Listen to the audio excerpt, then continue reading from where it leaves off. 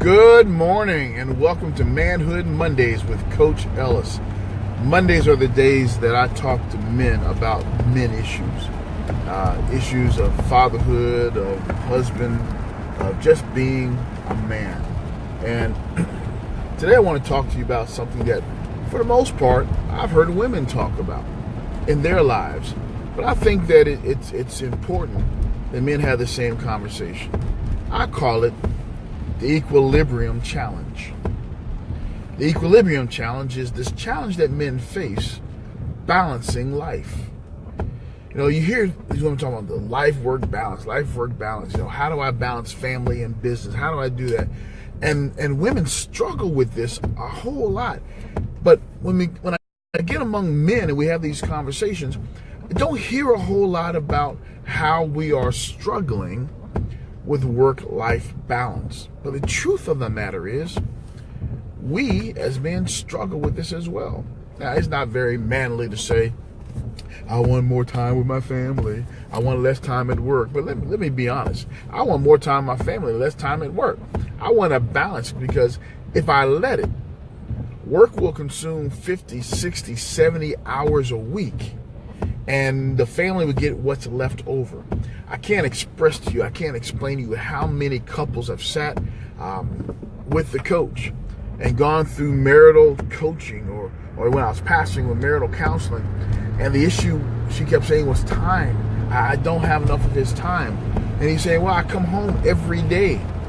You get my time. And the problem is, she was getting all the leftover time when he had given the best of his day, his waking hours to the job, and he had nothing left for home. Now, some people say, well, coach, this doesn't apply to me. I have to work. You know, a man doesn't work, a man doesn't eat. I got to feed the family, take care of the family. They should know I love them because I provide for them. And all those things are what men have been taught to say, and they're not untrue. However, most people, most relationships, most families, most marriages, almost all of them require an investment of time. When I started this whole path to entrepreneurship, the issue wasn't making a lot of money. I know how to make money. I made money. The issue wasn't that I didn't like my job. I actually loved the job I had. But the problem was I didn't own my time. I didn't have a work-life balance. The things I wanted to do, I had to squeeze in. The things that I thought I had to do for me personally, I had to find little niches of time to squeeze them in. So I couldn't dedicate all of the effort and time and strength that I had. In fact, what I found is that my 9 to 5 was not just my biggest time crunch, it also was my biggest energy drain. So even if I only worked 8 hours a day, I was so mentally drained at the end of the day, I didn't have time for life. I merely existed and did not live. And men, we must make that balance. We must have that equilibrium between making a living and having a life, between our work and our life. Those who are in our lives want our undivided attention. They want our presence. There's nothing more important than being where you are. So if your wife doesn't bother you during your work day, don't let your work bother you during your wife day. If your children don't bother you during your work hours, don't let your work hours interfere with your children hours. We must have this balance. Now, if you spend too much time playing, too much time with family, too much time not working, then you can't provide for them, and I get it. But you must draw boundaries. Andy Stanley, in the book The Next Generation Leader, says this, and it was echoed by Richard Blackaby in the book Spiritual Leadership, that if you don't control your calendar, the calendar will control you. And the idea is that if we're not careful, that we let other people set the priorities for our lives, and we let other things, non-priorities, set the priorities for our lives. So my life-work balance means that when I leave work at work. When I come home, my undivided attention goes to the family.